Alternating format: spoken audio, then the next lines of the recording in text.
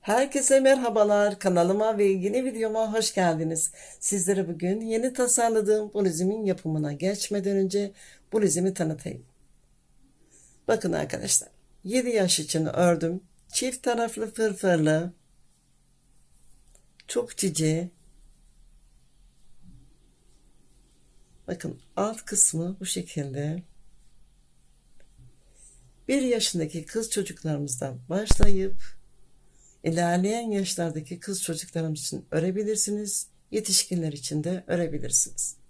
Şu anda örmüş olduğum bluzum 7 yaş için uygun büyüklükte. Tabii ki çocuklarımızın gelişimleri farklı. Her 7 yaşındaki kız çocuğumuzun fizik gelişimleri farklı arkadaşlar. Bir tane de 38 beden yetişkin için ördüm. Bakın bu şekilde fırfır yapmadım. İsteyen arkadaşlarımız fırfır yapabilirler. Her iki bluzumu de hobi kulüp iple ördüm. İnce bir ip tercih ettim.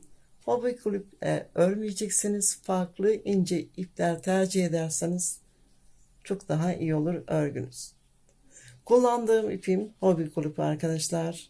135 metre uzunluğunda, 50 gram ağırlığında, %100 koton.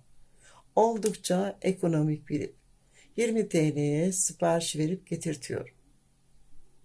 İsteyen arkadaşlarıma alışveriş yaptığımız sitenin linkini atabilirim. Kullandığım tığım 3,5 milim. Unutmadan yayınıma başlamadan önce sizlerden küçük bir ricam olacak. Kanalıma abone olup büyümesine destek olursanız, beğendiyseniz beğeni butonuna dokunup küçük bir yorum bırakırsanız çok mutlu olurum. Desteklerinizi bekliyorum. Hemen başlayalım.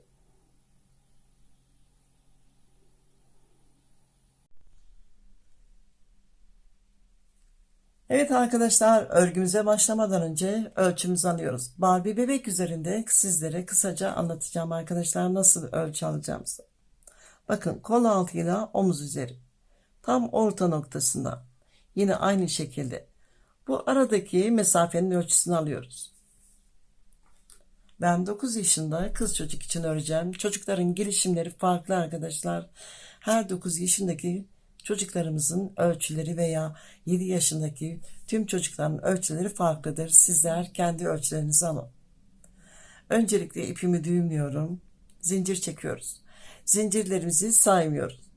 Zincirlerimizi bir tık büyük yapıyoruz. Bakın bu şekilde aldığımız ölçüden 7-8 santim fazla zincir çekelim. Fazla olan zincirimizi daha sonra kesebiliriz.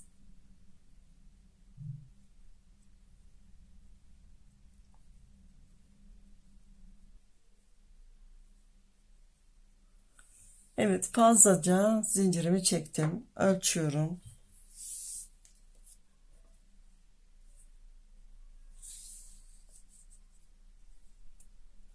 31 santim.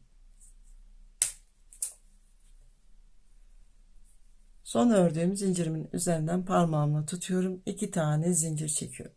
İpimi aldım. Zincirimi ters çeviriyorum.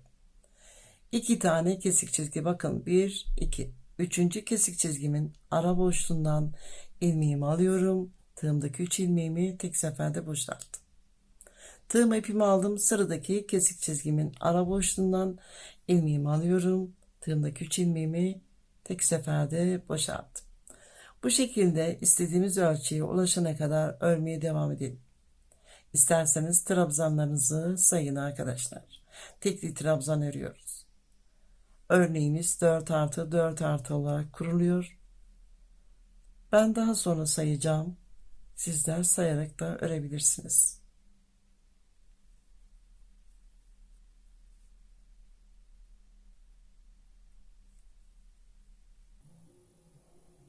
Evet arkadaşlar, zincirimin üzerine 4 artı 4 artı olarak saydım. 48 tane tekli trabzan ördüm.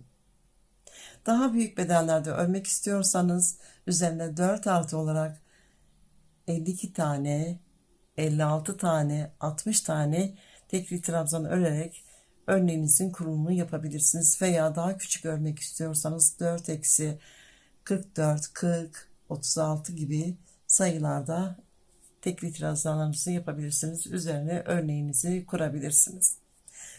Şu anda örmüş olduğum örgümü ölçüyorum.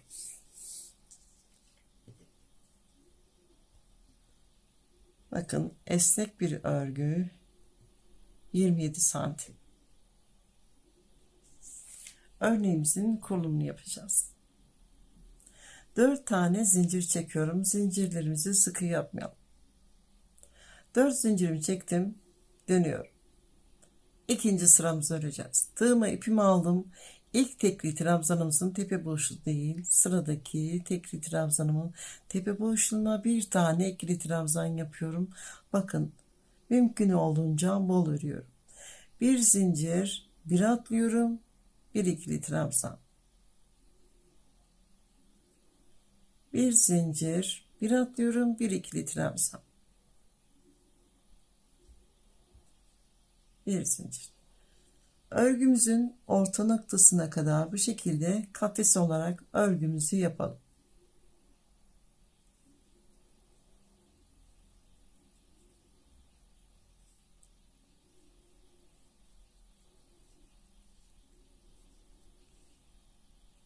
On bir tane kafesimi ördüm. Bir zincir çektim. Bakın, örgümüzün orta noktasına geldim. 11 tane ördüm. Bakın, 1, 2, 3, 4, 5, 6, 7, 8, 9, 10, 11. Bir atlıyorum. Bir sonraki trabzanımın tepe boşluğuna çift ikili trabzan örüyorum. Bir zincir, aynı noktaya çift ikili trabzan. Su taşı ördüm. Örgümüzün tam orta noktası arkadaşlar. Bakın, 11 tane örmüştüm. Bir zincir çekip buraya su taşı ördüm. Otomatik olarak 12 tane kafesimiz oldu. 1, 2, 3, 4, 5, 6, 7, 8, 9, 10, 11, 12. Örgümüze devam ediyoruz. Bir zincir, bir atlayıp bir ikili trabzan örüyoruz. Bir zincir çektim, bir atlıyorum, bir ikili trabzan. Bir zincir, bir atlıyorum, bir ikili trabzan. Sıramızın sonuna kadar bu şekilde 12 tane kafes örelim.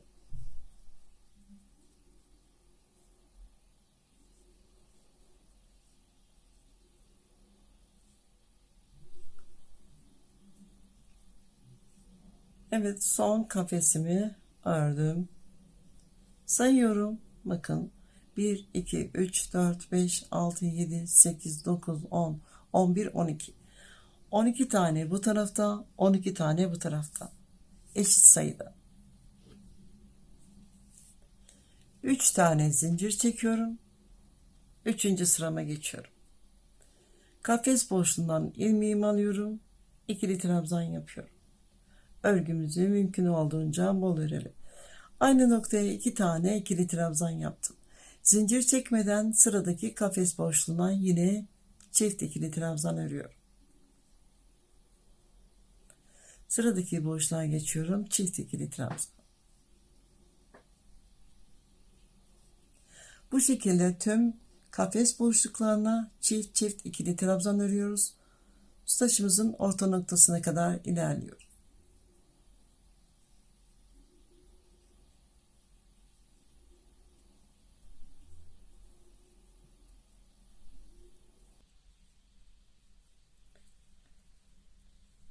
Evet, su taşımın bulunduğu noktaya geldim. 12 tane kafesimin üzerine çift çift ikili trabzanlarımı ördüm. Zincir çekmeden bakın, su taşımızın orta boşluğuna, buradaki trabzanlarımızın üzerine örmüyoruz. Orta boşluğuna çift ikili trabzan örüyorum. Çift ikili trabzan ördüm. Bir zincir. Tekrar aynı noktaya çift ikili trabzan örüyorum. Su taşımı ördüm.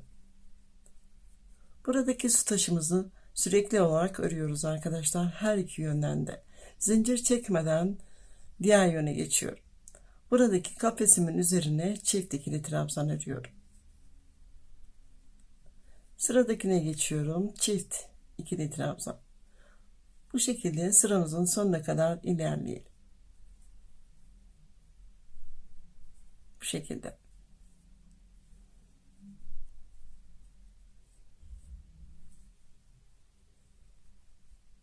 Sıramın sonuna yaklaştım. Son bir tane kafesimiz kaldı. Son kafesimizin orta boşluğundan ilmeğimi aldım. Bir tane ikili trabzan ördüm. İkinci ikili trabzanımızı bakın zincirimin üzerine yapıyorum. 1, 2, 3. Üçüncü zincirimin üzerinden ilmeğimi alıyorum.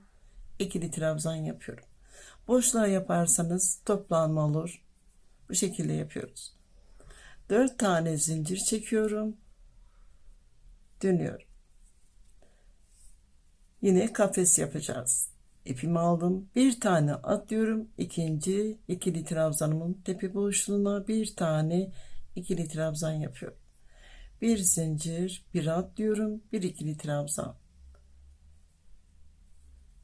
Bir zincir, bir ikili trabzan. Bakın arkadaşlar. Kafesimizin boşluğuna iki tane ikili trabzan yapıyoruz. İlkine değil, ikinciye yapıyoruz. Bu şekilde orta boşluğa, ortadaki taşımızın bulunduğu noktaya kadar kafeslerimizi örelim.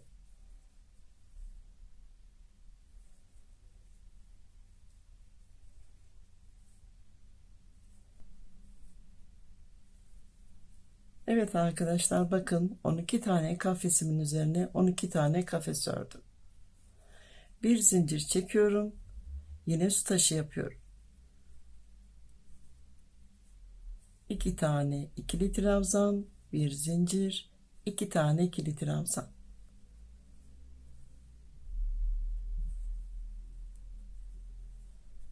Buradaki kafes sayımız 13 tane oldu. Bakın.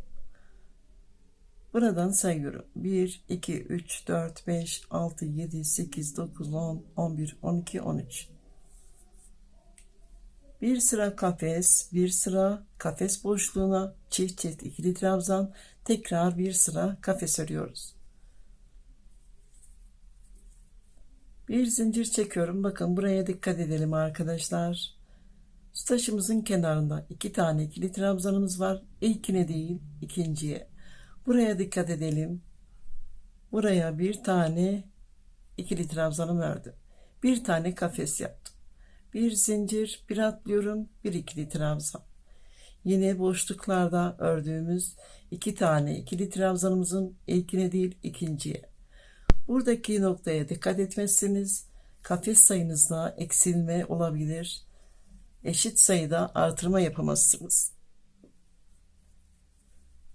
Bir zincir, bir atlayıp bir ikili trabzanlarımızı yapalım. Sıramızın sonuna kadar ilerleyelim.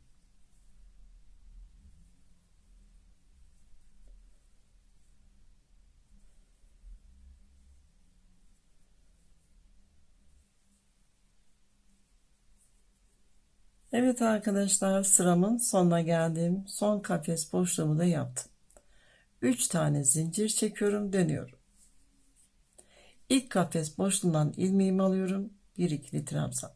Aynı noktaya ikinci ikili trabzanımı yapıyorum. Zincir çekmeden sıradaki kafes boşluğuna geçiyorum. Çift örüyorum. Tüm kafes boşluklarına çift çift ikili trabzanlarımızı örüyoruz. Zincir çekmeden yine buradaki noktaya su taşımızı yapıyoruz.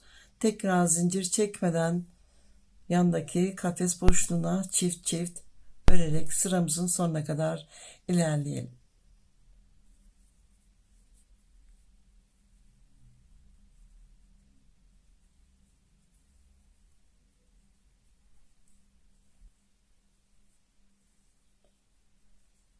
Evet sıramın sonuna geldim. Son kafes boşluğundan bir tane ilmeğimi aldım. İkili trabzanımı yaptım. İkinci ikili trabzanımı zincirimin üzerine yapıyorum. 1, 2, 3. Üçüncü zincirimin üzerine yapıyorum. İkinci ikili trabzanımı. 4 tane zincir çekiyorum. Sıramızda yine kafes öreceğiz arkadaşlar. İpimi aldım. İlk trabzan tepe boşluğuna atlıyorum. İkinci trabzanımın tepe boşluğuna bir ikili trabzan. Bir zincir, bir atlıyorum, bir ikili trabzan. Örgümüzü mümkün olduğunca bol örelim. Bir zincir, bir atlıyorum, bir ikili trabzan. Su taşımızın bulunduğu noktaya kadar örmeye devam edelim.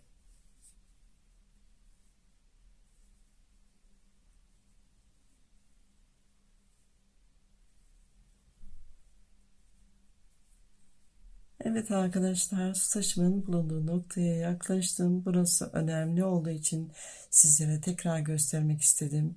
Bakın sayıyorum. 1, 2, 3, 4, 5, 6, 7, 8, 9, 10, 11, 12, 13. Alttaki sıramızda 13 taneydi. İlk sıramızda 12 taneydi. Burada 13 tane ördüm. Bir zincir çekiyorum. Su taşımın bulunduğu noktaya çift ikili trabzan örüyorum. Bakın, buradaki kafes sayımız 14 tane oldu. Otomatik olarak taşımızın bulunduğu noktaya bir tane daha yaptık. Bir zincir çekiyorum. Yine aynı noktaya çift ikili trabzan yapıyorum. Taşımı bitiriyorum. Bakın, burada iki tane ikili trabzanımın tepe boşluğuna atlamış oldum. Burada bir tane atlıyoruz. Bir zincir, bakın, taşımızın tek kanadı. İki tane ikili trabzanımız var. Birinciyi atlıyoruz. İkinci ikili trabzanımın tepe boşluğuna bir tane örüyorum. Burası önemli arkadaşlar. Buradaki bu şekilde örmezseniz eşit sayıda olmaz kafeslerimiz. Bir zincir çekiyorum. Bakın, kafes boşluğuna çift örmüştüm. İlkine değil, ikinciye ikili trabzan. Bir zincir, bir atlıyorum, bir ikili trabzan. Sıramızı bu şekilde tamamlayalım.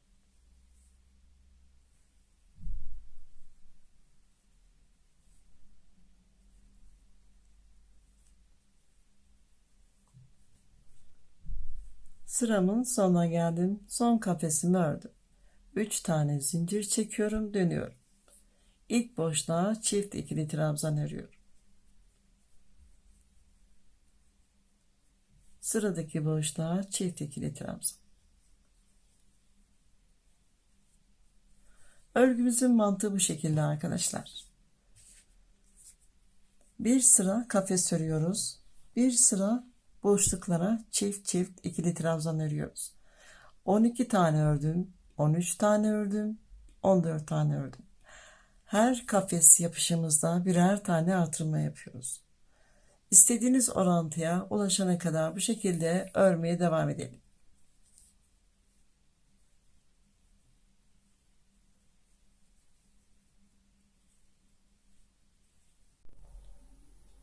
Evet arkadaşlar, örgümü istediğim ölçüye ulaşana kadar ördüm. Son sıramda kafes üzerine çift çift ikili trabzan ördüm. İpimi uzun bıraktım. Toplam 29 sıra ördüm. Bir sıra tekli trabzan, 14 sıra kafes boşluğu, 14 sıra kafeslerimin üzerine çift çift ikili trabzan ördüm. Toplam 29 sıra. Başlangıç olarak 12 tane kafes boşluğuyla başladım. 25 tane kafes boşluğuyla bitirdim. Örgümüzün fırfırını yapacağız. Örgümüzün düz yönü arkadaşlar, bakın, ipimi kestiğim yön. İlk kafes boşluğu, bakın, buradaki noktaya aradaki atladığımız tekli trabzanımızın tepe boşluğu. Buraya ipimi sabitliyorum. Sabitledim. İpimi arkaya alıyorum. 4 tane zincir çekiyoruz. Zincirlerimizi bir tık büyük örüyoruz. 2, 3, 4. 4 tane zincirimi çektim. Tığıma ipimi aldım. İpimi sabitlediğim noktaya ikili trabzan yapıyorum. Trabzanlarımızı uzun yapıyoruz. Bakın, bu şekilde. Bir tane zincir çekiyorum. Sıradaki kafes boşluğunun aradaki tekli trabzanımızın tepe boşluğu. Bakın, buradaki noktaya ikili trabzan yapıyorum. Bir tane ikili trabzan yaptım. Bir zincir, ipimi aldım. Aynı noktaya tekrar ikili trabzan yapıyorum. V şeklinde örüyoruz.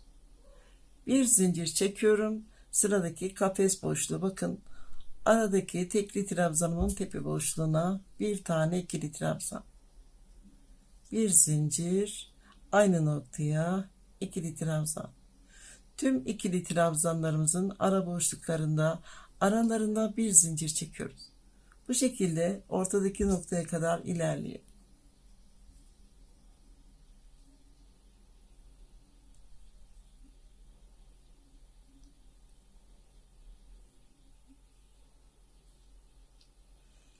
Evet arkadaşlar, bakın taşımı yaptığım noktaya geldim. Hemen kenarındaki boşluğa buraya bir tane ikili trabzan, bir zincir, aynı noktaya bir tane ikili trabzan, bir zincir. Taşımın diğer yönüne geçiyorum. Bakın buradaki tekli trabzanımın tepe boşluğuna bir ikili trabzan. Bakın uzun yapıyorum trabzanlarımı, bir zincir, aynı noktaya bir ikili trabzan, bir zincir. Sıramızı tamamlayalım.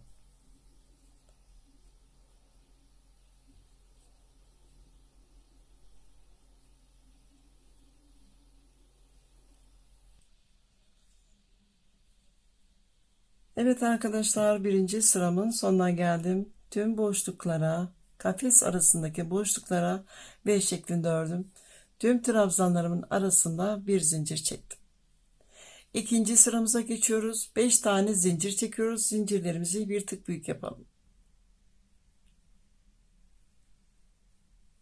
5 tane zincirimi çektim. İkinci sıramı öreceğim. İkinci sıramızda üçlü trabzan örüyoruz. Tığıma 2 defa ipimi doladım. İlk V'min orta boşluğundan ilmeğimi alıyorum. Bakın uzunca bir üçlü trabzan yapıyorum. 1, 2, 3.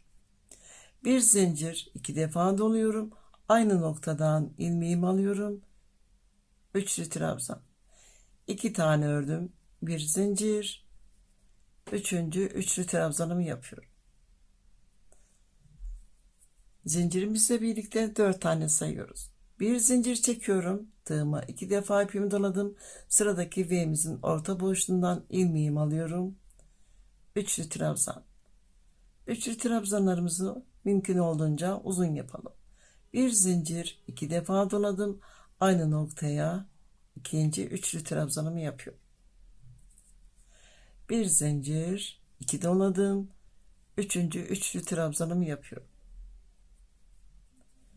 Bir zincir 2 doladım, aynı noktaya 4 tane üçlü trabzan yapmış oldum. Bir zincir. Bu şekilde tüm V'lerimizin orta boşluğuna 4 tane üçlü trabzan yapıyoruz. Tüm üçlü trabzanlarımızın arasında bir zincir çekelim.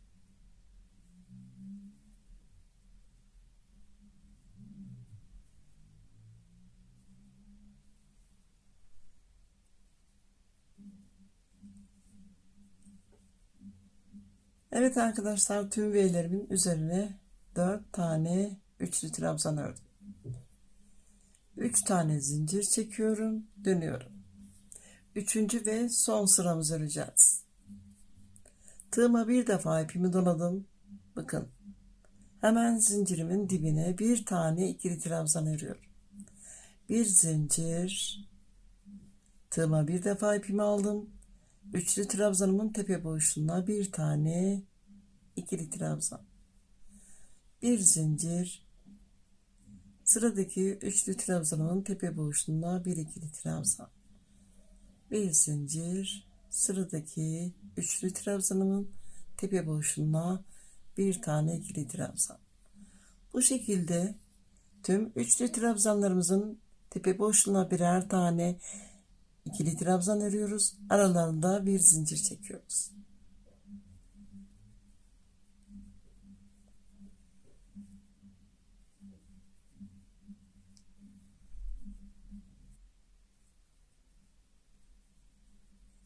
Üçüncü sıramın sonuna geldim. Tüm üçlü trabzanların tepe boşluğuna birer tane ikili trabzan ördüm. Aralarında bir zincir çektim. Bakın son olarak zincirimin kenarına bir tane ikili trabzanımı yaptım. Bir zincir çekiyorum. İpimi kesiyorum.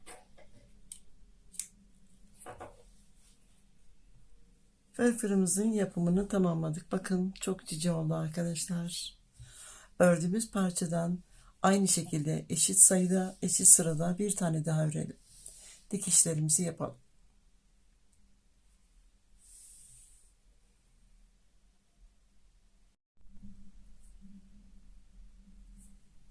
Evet arkadaşlar, ikinci parçamı da ördüm. Eşit sayıda, eşit sırada fazladan zincirimi keseceğim. Üçüncü zincirimin üzerinden kesiyorum. 1, 2, 3. Buradan kestim.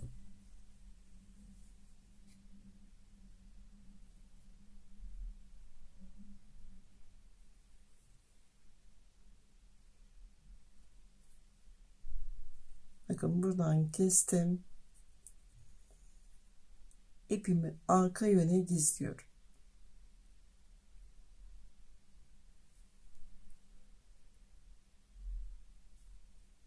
Önceden iğnemi takıyorum.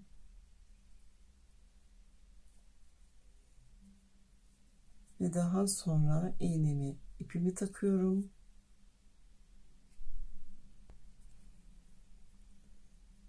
İpimi iğneme taktım. Bu şekilde ipimi gizledim.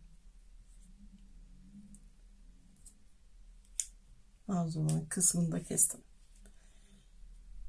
Dikişlerimizi yapacağız. Bakın dikişlerim için yer belirledim. Örgümün düz yönünü iç kısma çeviriyorum. Düz yönü bakın bana bakıyor. Her iki düz yönü iç kısma çeviriyorum. Uzun bıraktığım iğnemi taktım. Bakın işaretleyicimin bulunduğu noktaya kadar dikişim yapıyorum.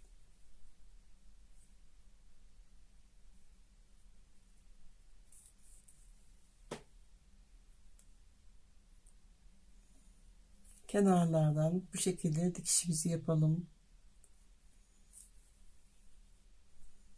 Bakın sıralarımızı takip edelim. Dikişimizde kayma yapmayalım.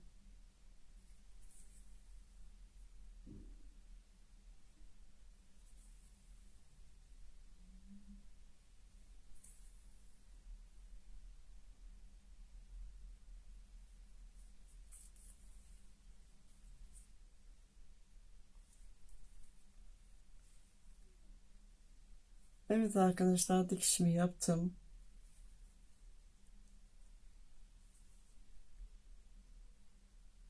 İpimi bu şekilde gizliyorum.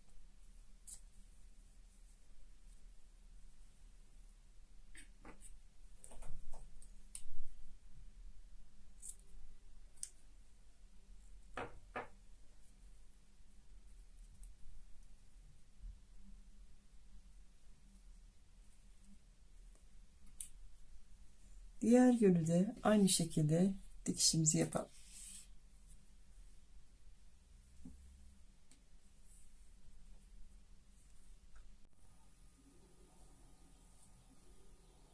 Evet arkadaşlar, bluzumuzun askısını yapacağız. Öncelikle ölçümüzü alıyoruz. İki aradaki mesafenin ölçüsünü alalım. Ben ölçümü aldım, 14 santim. Hemen uç kısma tığımı batıyorum. Bakın en uçtaki tekli trabzanımızın diğer yönü. Buradaki noktaya ipimi sabitliyorum.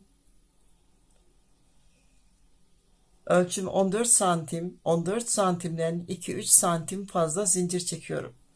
Sizler de ölçünüzden 2-3 santim fazla zincir çekin. Zincirlerimizi bir tık büyük örelim. Bakın bu şekilde bir tık büyük örüyoruz.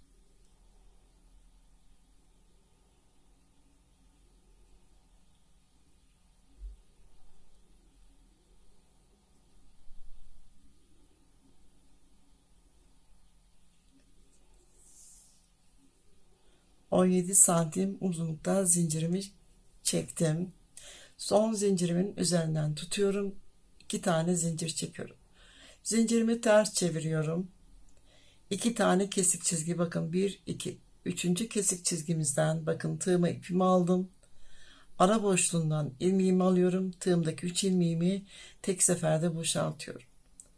Tekrar tığımı ipimi aldım. Sıradaki kesik çizgimin ara boşluğundan ilmeğimi alıyorum. Tekli trabzan yapıyorum. Zincirimizin sonuna kadar bu şekilde ilerleyelim.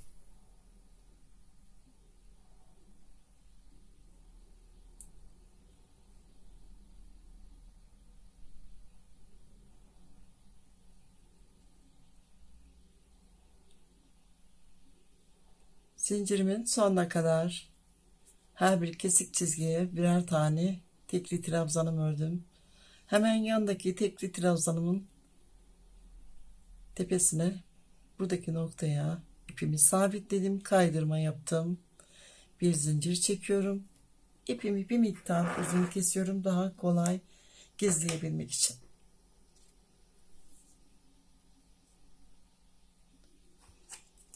Hemen ölçüyorum. 1 santim kısalma olmuş. Diğer yönünde askısını yapıyoruz arkadaşlar. Bakın tepe boşluğu burada, bu taraftan yapıyoruz. Diğer yönü, bakın örgümüzün diğer yönü farklı. Bu nedenden dolayı bakın son bir öncesi. Buradaki noktaya ipimi sabitliyorum. Yine zincirlerimi bol bol örüyorum. Bu şekilde bu tarafı da yapıyorum.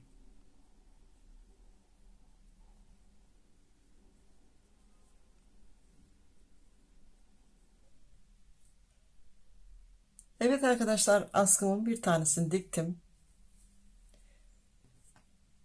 Diğerini de birlikte dikelim. Benim ölçüm 14 santim. Bakın buradan ölçüyorum. 14 santim fazla olan kısmını iç kısma dikeceğiz. Bakın buradan tutuyorum.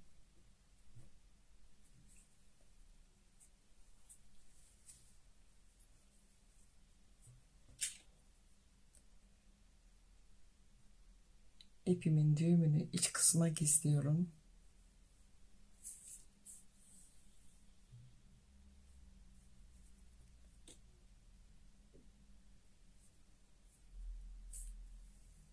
Fırfırlarımızı bakın bu şekilde kenarda tutuyoruz. Düz olduğundan emin olalım.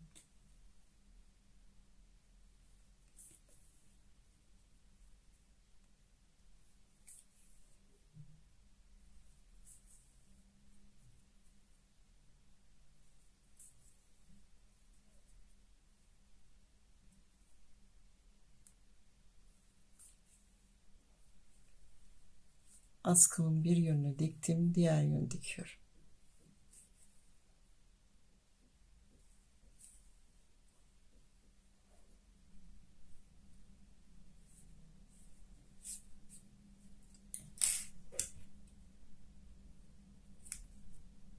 Askımın dikişini tamamladım. Buradaki iplerimizi örgülerimizin arasına, bakın önceden iğnemi takıyorum.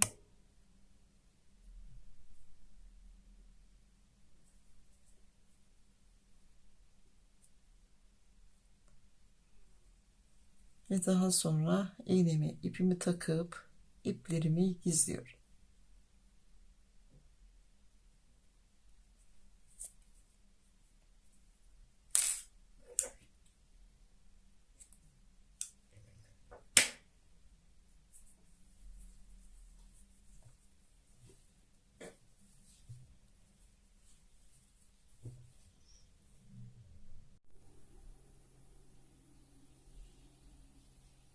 Evet arkadaşlar, bluzumuzun yapımı bitti. Çift taraflı fırfırlı ince askılı çok cici bir bluz oldu. Yumuşacık bir bluz oldu arkadaşlar. Bakın bu şekilde. Unutmadan söyleyeyim. 3 tane ipimden kalan ipim. Ölçülerimizi tekrar alalım.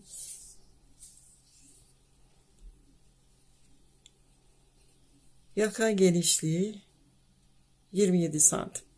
Yükseklik olarak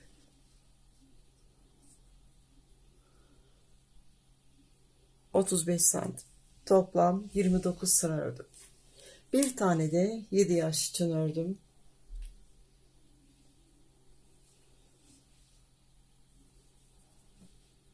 Renkli ördüm. Yine hobi kulüple ördüm. Tahmini olarak 130 gram ip kullandım. 40 tane tekli trabzan üzerine örneğimi kurdum. 10 tane kafes, 1 tane su taşı, 10 tane kafes. Bu şekilde ilerledim. Toplam sıram 27 sıra. Bu bluzumuzun da ölçüsünü alalım.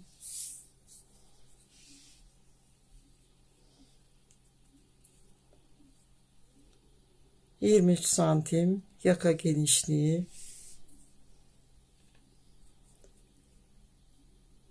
31 santim yükseklikte.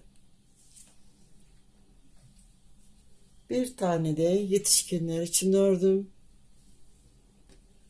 Fırfır yapmadım. Sizler isterseniz fırfır yapabilirsiniz. Burada yine kurulumu farklı yaptım.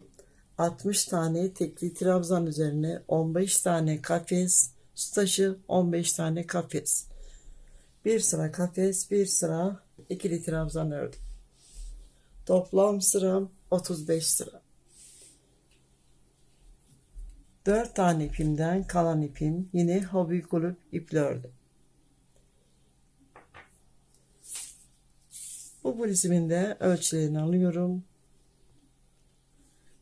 Yaka genişliği 35 santim, yükseklik olarak 41 santim. Ördüğüm 3 tane bluzumu mankenlerimin üzerinde fotoğraflarını farklı açılardan çekip sizler için short çekimde hazırlayacağım. Ben çok beğendim. Sizlerin de beğeneceğinizi umuyorum. Yapımı gerçekten çok kolay. Modelimiz bu şekilde arkadaşlar. Beğendiyseniz beğeni butonuna dokunup küçük bir yorum bırakırsanız çok mutlu olurum. Abone olmayı unutmayın lütfen. Kanalımı desteklemeyi unutmayın lütfen. Başka videolarımda görüşmek üzere. Hoşça kalın. Sevgiyle kalın.